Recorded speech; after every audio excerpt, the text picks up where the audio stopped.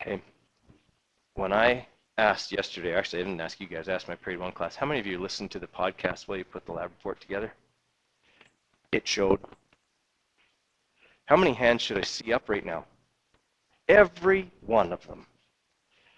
Because guys, when I'm reading through a lab report and I see you doing what I know I said exactly not to do in class and have it recorded on YouTube telling you don't do this or specifically do it this way, it's pretty frustrating because I was trying to give you marks. I was trying to give you instruction on how to do a good job of something. But if you don't use the resources available to you, you're not going to be successful. Okay? You're not in junior high anymore. The expectations here are way, way higher. Throwing something together at the last minute is not going to get you through. Okay? There were 3 podcasts attached to that assignment. Okay? Last night after I marked 90 labs, I went through them. Okay? There was 33 minutes of podcast. It did not take me 33 minutes to find all the stuff I needed to show you where I had said, make sure you do this, make sure you do this. In fact, it took me about 15 minutes. Okay? Because all I did was open it up in YouTube and scrub through until I saw on the screen me doing something to do with that section of the lab report. Then I stopped and I played it and I listened and I made a note of what the time was, okay, so that I could go through it with you today. I'm not doing that to rub your face in it, okay? I don't want you to misunderstand what I'm doing here today, okay? I'm going through this because I want you to see how important it is for you to use those. If it wasn't important, I wouldn't record what I do in class. I also wouldn't attach it to the tasks when you're supposed to do an assignment and hand it in for me. Okay? I put it there. It's a tool for you. Okay? And it helps you because I know that a lot of you aren't always listening. I get that. I'm a teacher. I know that I don't always have 100% engagement. Okay? Wish I did. It would be great. Okay? And I know that you don't always write down things when I say this is kind of important. You should probably start doing that. Okay? But if you don't do that, then the podcast is the next best way for you to get that information a second time. Okay? The other reason I'm doing this is because, guys, if you go on to post-secondary, your profs are all going to do this. Okay? And you're going to need to know how to make use of it so that you can do a good job of the things that you have to hand in. Okay? Does everybody follow kind of what the purpose of today is going to be? Okay. All right. The first part of the lab report was the problem. Okay? And to be perfectly honest, guys, I hardly look at the problem. Okay? As long as there's a problem there and it's got a question mark at the end, I'm generally pretty happy. Okay? Your job on the problem is to restate the problem that's on the sheet in your own words in the form of a question. Okay? So for me, I put it as, can unknown samples be identified by only their physical properties revealed by simple tests? Okay? I accepted, how can we identify these things? That was fine, as long as there was a question there. Really, the only reason I docked any marks is if you left it blank. Okay? Now, for the design part. The design part was like where the frustration started. In your template that you got from me, notice these 3 words. Explain your choices. It was not only in your lab report template to remind you, but I reminded you several times during the podcast that it was important that you explain each and every variable. But I still had a bunch of people who just wrote compounds, results, and temperature. Well, I'm not going to give you anything for that. Okay? That isn't good enough. Okay? So, just to show you here the importance of this, it's up to you. Okay? You have lots of options here. There are lots of correct answers for the other 2 things. Just make sure that you have an explanation for every variable. Okay? The substances that manipulated variable becomes. Okay? That was one of the 3 times when I reminded you it was important to explain your variables. Okay? But if you watch the podcast, you get that. You get that reminder, okay, that you must explain each one. Okay? Now, I'm not going to play the whole thing here, okay? But further back in there was me explaining and actually giving you what each of the manipulated and responding variables were. I told you what they were. Okay? There wasn't any reason to get them wrong, but a number of people did anyway. Okay? So, what I'm looking for in terms of my expectations here, okay? The manipulated variable. The unknown substances are the manipulated variable because the experimenter will be running the same series of tests several times, each time on a new unknown substance with unique properties. That is a concise yet thorough explanation of why the substances are the manipulated variable. If I just get substances because we're changing them, I'm not really impressed by that very much. Okay? That's a grade 8 satisfactory answer. That is not a grade 10 satisfactory answer. Okay? Guys, our expectations here are a lot higher. Okay? Now, you're probably looking at this and going, everything looks so long. His lab report's probably like 5 pages. It's a page and a half. It's actually shorter than some of yours. Okay? The difference is being concise yet thorough at the same time. Okay? Concise means that I get right to the point. Okay? I don't say a bunch of extraneous things that I don't need to say. Right? For the responding variable, and again, I gave you the manipulated and responding. I told you it was going to be the substances, and I told you the responding variable was going to be their reactions to the test or their physical properties. Okay? So the results of each series of tests, that is, the physical properties, will be unique to each substance, and so will respond to whatever unknown material is being tested. So I identify what it is, and I explain how it's going to respond and why it's the responding variable. For the controlled variables, you had to list 3. I listed 4, and you have to explain each one. Okay? First off, the tests being performed are controlled because in order to compare results, each material must be tested in the same way. Right? Temperature is controlled because it can affect the results of the tests and many physical properties like solubility. We talked about that during the solubility lesson. Okay? We use hot water, you dissolve more stuff. Okay? The amount of each substance. This could affect the interpretation of the results of many tests. Okay? That's why we said we're going to fill each depression to 1/3 of the way up. That way we have about the same amount of everything. Distilled water is being used for solubility tests to eliminate the effect of minerals on physical properties. Okay? I didn't use tap water for half of them and distilled water for half of them. Okay? Everybody follow there. All right? It's not like I said a paragraph for each one. Okay? For each variable, I just said here's why. Here's what it is, here's why, or here's how. Okay, that's the explanation needs to be there for each one. Now, for the hypothesis, what 3 words need to be in a hypothesis? If, and, then. Okay, and actually on your template, they're right here to remind you that your hypothesis should contain an if, an and a then. Okay, and in the podcast, I go over the hypothesis twice.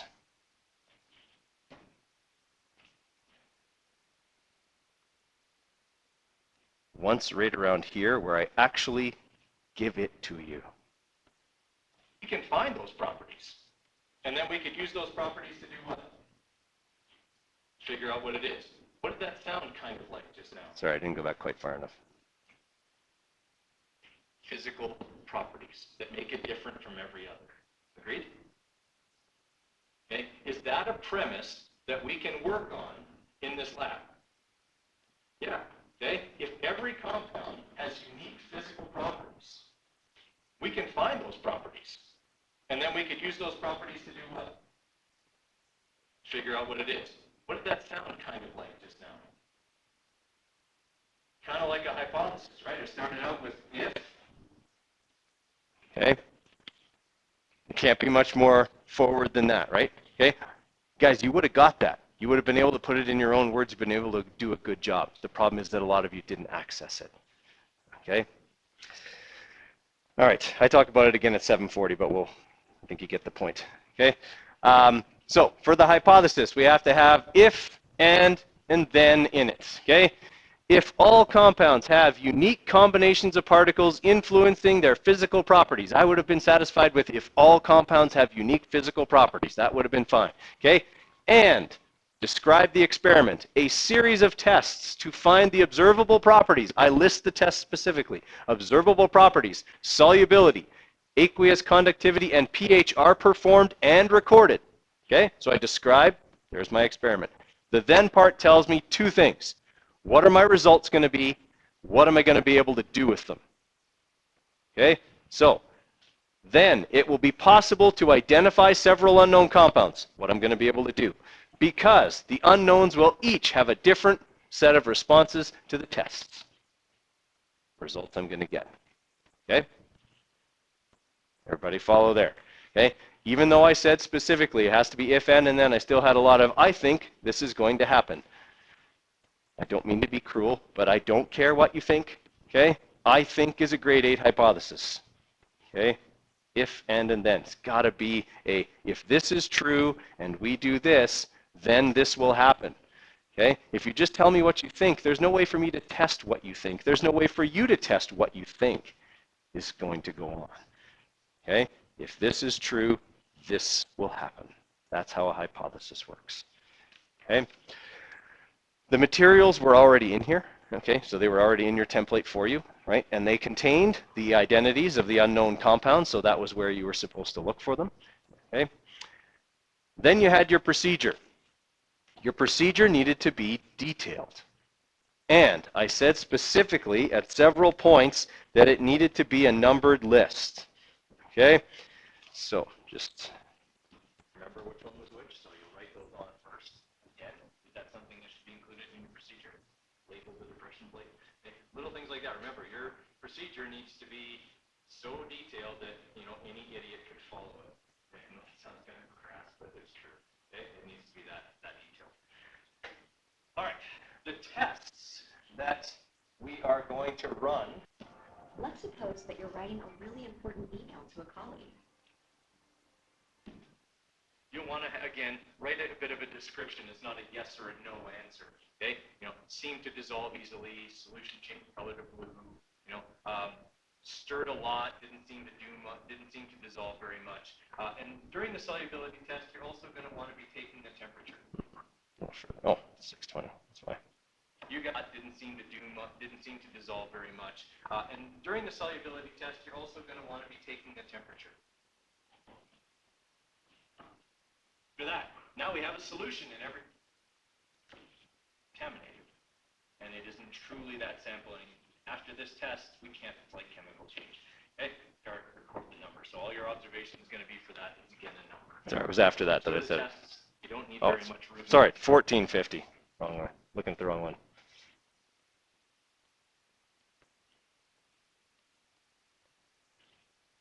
Discussion.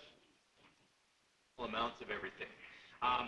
So when you're telling people up here, 1450. Sorry guys, it's not working out. And then for the class discussion, don't do those. Okay? Don't answer the class discussion questions. We're going to go through those together when I hand back for those. Okay? And when I say hand back, I mean like return electronically. Don't print anything, right? You're just submitting it to me on Google Classroom. All right. Biggest group size. Okay. Sorry, I thought it was in there. I had it written down here, but I think I have the wrong file. Your procedure needs to be a numbered list. Okay? I still had people who gave me a paragraph, okay, for their procedure. And I said specifically, don't give me a paragraph because it's hard for people to follow where they are. They lose their place in a paragraph, but they don't lose their place if they know they're on step 3. Okay? Everybody follow there. Right? Next thing with the procedure was I did say it's got to be detailed, right? I said it's got to be so simple that any idiot can follow it. Okay? But I had a lot of people whose procedures were get the stuff, do the solubility test, do the conductivity test, with no instructions on how to do those tests. Okay? It has to be detailed. Okay? I had a number of procedures handed in to me that were 4 steps long. Okay? Now, I'm not saying that your procedure needed to be 18 steps. It didn't. Mine's 8. Okay? My procedure is 8 steps long. It's concise, it's detailed, it's thorough. Right? First thing on there, collect the materials. But I don't say collect the materials. I say specifically collect the depression plate, thermometer, stirring rod, conductivity apparatus, and pH strips from the front table. Okay? what you need to get, where you can find it. Second step, take equal amounts, about 1 gram. We said in ours, fill it 1/3 of the way full, of each unknown and place them in separate depressions on the plate. Okay? Label the depressions so that the unknowns are not confused. Third step, using samples from the front table, perform observable properties test. Record the following observable properties in a chart. Color, texture. Is it, and by texture I mean, is it crystalline, waxy, or molten? State of matter, is it solid, liquid, or gas? Waft the samples and record any odors and any other characteristics you feel are important. Okay? Told them what to look for, what to write down, and even gave them a little bit of freedom to look for something I didn't mention. Right? Fourth step, using an eyedropper containing distilled water, fill each depression to within 3/4 of full and stir briefly while taking the temperature of the mixture. Crucial thing. So many people's solubility test instructions did not mention anything about temperature. Okay? That means the next person who follows your procedure doesn't do it right. Okay? Record whether the material is soluble based on, so I'm telling them now, here's what to look for. You'll know it's soluble if there's color changes to the water, changes in crystal shape, or any separation of the materials. Okay? Rinse the thermometer with distilled water between tests. Next test, take the conductivity apparatus, place it in the solutions created in step 4. In other words, don't dump it out and make new ones. They're still good. Okay? Press the button and record the reading shown on the face in your chart. Rinse the conductivity apparatus with distilled water between tests. Okay? pH test. Using either pH paper or an electronic meter, record the pH of each of the solutions from step 4. So again, don't throw them out, you can still use them. Okay? By placing either the strip or the meter, in our case the strip, in the solutions. Compare the color of the strips to the color code on the container. Okay? Repeat steps 3 to 6 for all unknown samples. Dispose of all remaining materials in the waste bucket and rinse and dry all materials prior to returning them to the front counter. It only took me 8 steps. Okay? They are concise, they are detailed, they are thorough. Okay? They don't just say, do this. Right? Everybody following the expectations there? Right? Now, you're not probably going to have to make up another procedure until late in the biology unit. Okay? The rest of them are going to be you follow my instructions, so you won't even get marks for this part anymore because you won't be doing it. Okay? Now, the data. Okay? We'll do the data and the analysis here at the same time. Okay? I included in the task data, okay, so that you could compare, just in case yours was off, okay? It's always a good idea to compare, okay? There's a possibility that you might have messed something up or misread something, and it's always a good idea to just double check. Does that mean you should copy and paste my data completely? Only if everything you did was wrong, which, God, I hope not, okay? But if that was the case, then yes. But if you had a couple that were significantly off from my results, then, you know, just change them to what I had. I know that's not great science, but I want you to get the right answers. Okay? Now, when we look at our observations here, okay, compound A was had small off-white spherical crystals. Okay? It had no odor. There was a temperature decrease, and it dissolved easily, okay, or well at least. Had a conductivity of 8. Conductivity of 8 tells me what about sample A?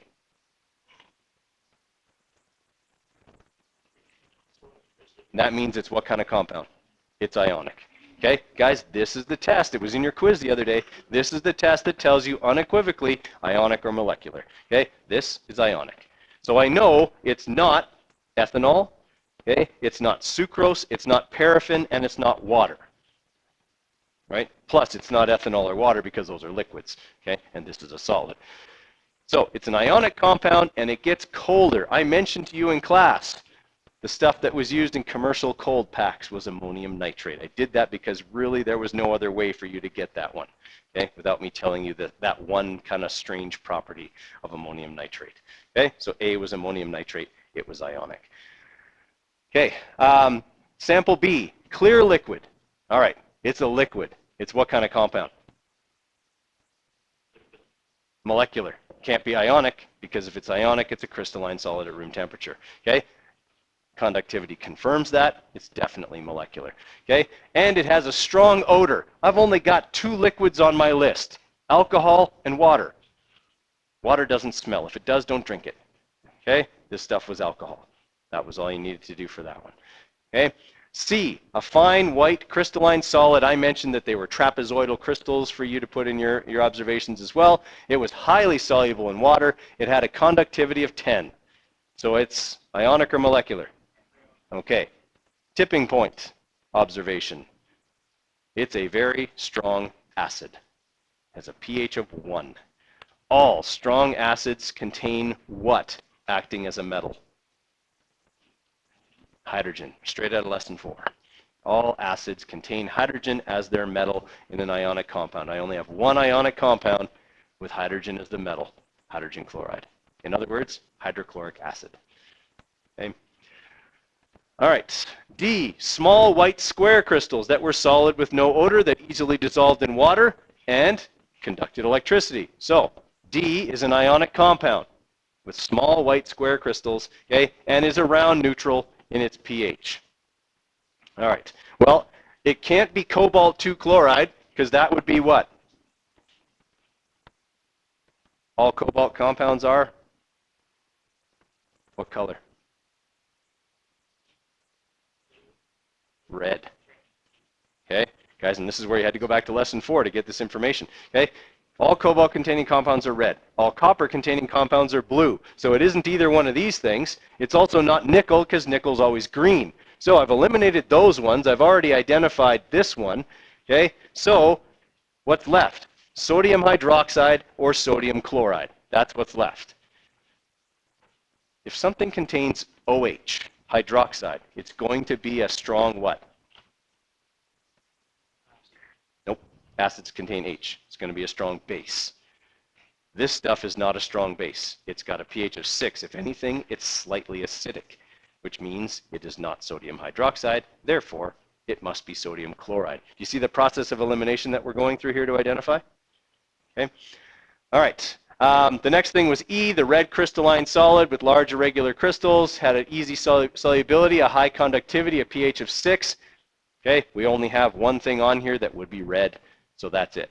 Cobalt, and this says chloride, but it was nitrate when we did it in the lab. Okay, so next one was blue crystalline solid. Crystals were broken. Okay, they were kind of powdered a little bit. High solubility, high conductivity, around neutral pH. We only have one substance that should be blue. There it is, copper 2 sulfate.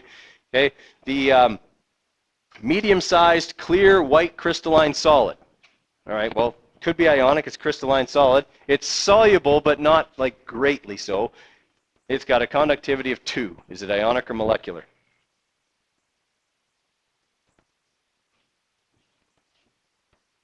Doesn't conduct electricity, it's molecular. Okay, I only have one. I have 2 molecular compounds that are solids, paraffin, which is candle wax, and sugar. Candle wax isn't a crystalline solid, so it's got to be sugar. Okay. H, large, greasy, saucer-shaped crystalline solid.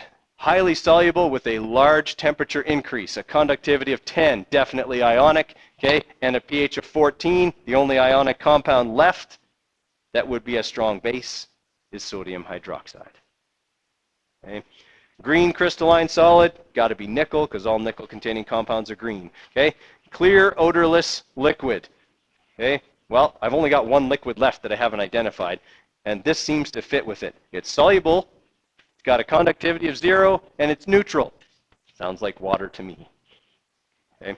And then last thing, solid, waxy, non-crystalline, translucent, no odor, didn't dissolve, no conductivity, pH of 7. The only thing that's left is wax, is paraffin. Okay. The one that seemed to throw people the most, the one that was switched the most, was sodium hydroxide and paraffin. I'm not sure why, because they're nothing alike. When you search up paraffin on the internet, it comes up as the same things that really look the same. Well, because it's candle wax, but it's not a strong base, right? That's the thing that doesn't fit with it. I mean, if candles had a pH of 14, it would, if you burned a candle, it would release it as a gas and it would burn your eyes.